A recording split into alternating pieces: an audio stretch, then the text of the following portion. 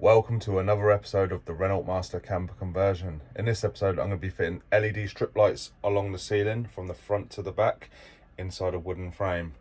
Now I started by putting a junction box in the wall behind here, and I've just drilled the hole for my switch to be installed and then run some cable, and they come with the little small cables about 4 inches long, so I just put some of these little fixings on here, I can't think what they're called now, on a long bit of cable so it will reach my junction box. So I don't want joints in the cable everywhere. Minimal joints is always better, it looks neater and it works better. So anyway, yeah, what I've noticed is when you get in the van, it's dark, my control panel is over there, so you have to get your phone out and fumble about trying to get the light switch on. So I'm gonna put this one here, although it's just gonna be like LED, which are decorative, it still will light up the van while you get in, and then you can go and turn on the proper lights. Okay, so here's my junction box. Now, the key components are your incoming cable. So this is our supply. This one goes, the live goes into its own Wago or own junction, which I'm about to do now. This junction then connects to the switch, and then we have another junction which is connected to both lights. Now this one connects to the other side of the switch. So when you're doing a switch cable, it's normally black and red or brown and blue. I think we have brown and blue. So what we do is we put a red sleeve on the blue to say that it's now live. The brown will go to the live because that's your common live. And then sleeved means it's switched live. So when you turn the switch on, the other cable becomes live. Now that's what feeds our lights. So we have a switch live box, and then we have a common neutral box or ground. So all of the neutrals go into this one. On the switch cable, the neutral is turned into a live cable and goes into the common live, or the switch live should I say, and then we have a common live, which is not yet connected, so I'm going to do that now. Okay, so here's my switch. So I've just used a normal cable, it's just general practice to do that, keeps it tidy. And then we have the common live, which goes to the middle, and then we have the switch live. So as soon as the switch is flicked, this becomes live. So as you can see, I have put the heat shrink on there to indicate that this is a live cable, and then we have the same on the other side. So this will go to the common live. There will be a three-way Wago on there, but I didn't have any two ways. And then this will go to the switch live block. I'm gonna put that in up there, then I'll show you how it goes. Okay, so that's done. That is mounted.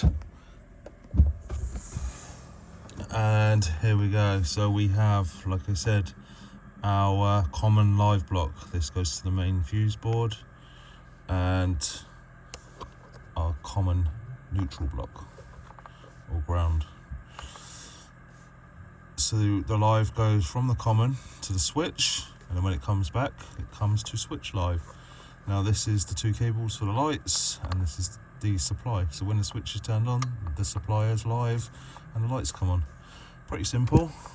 So now I can just put all these in here and screw up the front plate. I'm struggling to do it whilst I am making a video, but basically, yeah, once I put the screw in there, that is that, and everything is in there. So here is one cable, supply cable for the light, so we just connect that to the light, and the other one runs through this framework, through here, across there, so there'll be a piece of trim across there where these cables hide. I'm running this cable temporarily so I don't trip over it for my dehumidifier, but the other cable is here. So once that's unraveled, it will come over here. There'll be some sort of junction up here, and the other LED will run down there to the back of the van. I've just been to the shop to grab some wood to make these ceiling beams for the LEDs. They're going to run down from the front to the back. So the first thing I need to do is establish the center point. Now, previously in this build, I marked the center point down here when I was trying to center the bathroom or get the bathroom straight. So it was 90 centimeters from there, which is still down there, I've measured from that 90cm mark to the wall, and it's 205mm. I've now transferred this 205 up here. The next thing I'm going to do is I'm going to run a straight edge through the middle of this fan here. Now, I've already marked the centre, but this fan might be slightly out of square, so I'm not going to entirely trust that to get the middle, the centre, but I'm going to double check with this, and that light should be centre as well. So I'm going to run a straight edge through there, make sure it all looks aligned, and I can mark where I think this beam is going to go. So this beam will mirror this side. There's going to be some 18mm timber on here to cover this. So what I'm going to need to do is I'm going to come over 18mm, and it leaves a 10mm gap between the fan. And then I'm going to do the same on this side. I'm going to try and measure it, and then I'm going to hold it in place, and then we're going to see whether this is in line. I can adjust this if not, and just check everything is right before we start doing anything. I've got a few different points by using different methods, so I'm going to use a laser across the whole thing, try and establish the best centre. So I've got it lined up through these. I measured up here as well, and them nails would probably be marked on the centre mark. I measured from the sides. I've established that this one might be slightly out of centre, and then I've marked the centre down the back there, and I'm near enough there, I think. So I'm just going to fiddle it about and get it right, and then I'll do some markings where I think the centre, when the centre is. It's only going to be rough, because once I get my timber, before I screw it up, I'll make sure it looks in line with everything. Mainly the fans. It needs to look in line with the fans, because that's what it's going to be going past. That's my centre mark, and then that is the centre mark of the beam that runs down the roof. The same down there, the centre mark, but we've got two beams this time. And the beam will start here, on here, and the cable's here. So it'll be hidden, the junction will be hidden behind the timber that's here, and then the LED will be embedded into the timber beams that run down the roof. So now we've established our rough positions. I'm going to get some timber in here. I'm going to cut it. The way I'm going to do this one, because it's hard for me to hold a tape measure up here, so I'm just going to put the beam along here, and then push it up to the top of this opening, scribe across the top, and then maybe with the offcut, if it's big enough, I will go around, mark a centre mark on the offcut, and then I can line up with these centre marks and mark the actual position of the beam. This one is just this line here, and then I have to mark the sides on each beam over here. Put this timber in place, and I've marked the wall. I've already marked the other one, the long one. Did make a little bit of a mistake in that last video that I made, the previous clip. I said that was the centre line. That middle one's the centre line. They're the two side lines of the timber. So that's enough for me. I don't need to put any marks up there. So now I've got these timbers ready. I'm going to cut this one, and then I'm going to route the groove. I've already got one of the channels that goes in here. I need two, well, I need three basically. 1.5 to do this long run, and the other one and offcut will do this other run. So I'm going to get that done now, and then I will show you how it's going with the router. I have the two beams cut. I started by putting a centre mark here, and then I worked out the thickness of the channel, and then I measured from the centre each side. Then I set up this combination square to that line and draw the lines both down. So now this is where I cut to, but I will set up the router, and the guide will do the work. I'll just have to run the router up and down until I get these channels cut out. When setting up a router, the first thing to do is zero it. So you push it down and then lock in this plunge lock. And then we'll just make sure that we haven't pushed it too hard so it still turns freely. Once you've zeroed it, then we can line up on the line. Now, one tip for routing is if you cut the opposite line that you want to run your router across, not the front edge, if this router sort of catches a bit of straying grain and it starts to drift a little bit, you're not going to go out of the lines, you're going to go into the middle. So that's the way I do it, and then as long as this is set up correctly, we can't ever go out of the line. It might splinter a bit, but it won't drift out. It might drift into the middle, which isn't a problem because we'll do both edges first and then finally we'll get rid of the middle.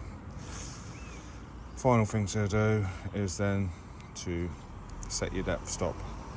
You push that down and then that red marker, well, this depth is 8mm, so then I'd lift it up to 8mm and then lock it off. Then that gives us the right depth for what we need to cut to, because we've already zeroed it. And then once you're set up, put your PP in and start cutting. Now, you shouldn't always go full 8mm on the first plunge, so we'll go halfway. So what I'll do is I will set my depth stop to the right depth, and then I will go about halfway and then lock the plunge lock on and do sort of 4mm one pass, and then flip around, do 4mm and do that one, and then I'll drop the plunge down and then do the final pass. And then I might have to change the bit to take out the middle bit. I'll get a wider one, and then we'll get that done after. Now I've done both pieces. We have 2 channels, which should be the right width for the LED channel to fit in.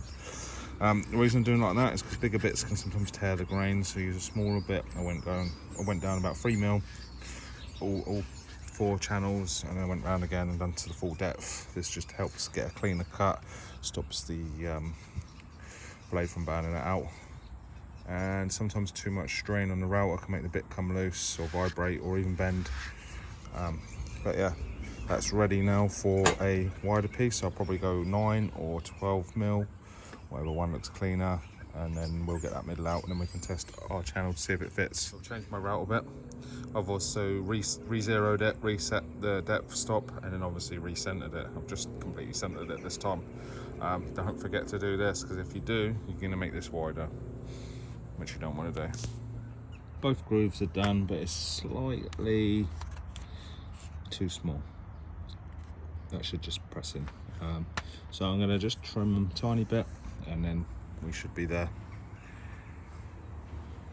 Bit of a messy job, but just last little trim and then it's done. There we go. The job's a good one, so I'm going to get the other one done now, and then I can get on with blowtorching this and then varnishing them. I've just done the 3rd coat on these beams, so these are going to be ready to fit in the morning, and I will be going to pick up the channels, fitting them.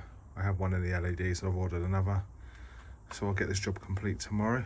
Okay, so I'm ready to get this first beam up. I've cut the tape off there on the line, because otherwise it's going to be behind the beam when I screw it up. And then I've done the same down there. So I'm just going to get the beam up, wedge it up behind me, find something to wedge it up there, or I might be able to just hold it while I drill it and screw it. I'm going to clamp a little batten on, get a little G-clamp, clamp that on there. That will hold it in place, and I can also move it side to side. And then I'll probably screw it the other end, and then come here, screw here, make sure it's all in line, and then I'll go and screw it all the way up.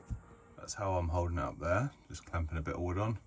I put a couple of blocks under there, so I'm going to lift it up into place now and screw it up, and then try and align it before I screw all the rest up.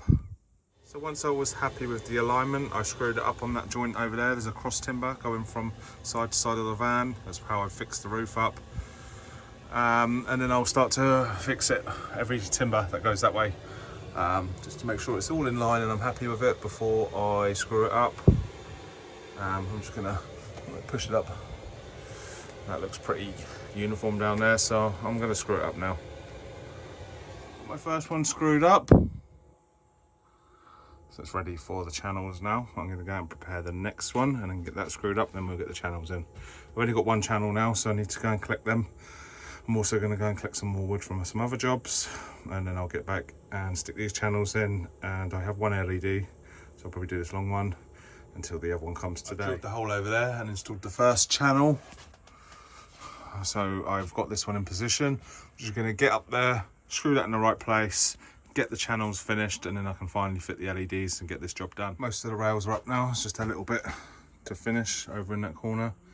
But I'm going to start here now and start running this LED up here, and then once I jump up there to roll it out and cut it off, I'll also screw that one up. Got one LED in, I just need a bit of cable tie on that cable and tidy it up a bit, and then I've got to put the cover on here.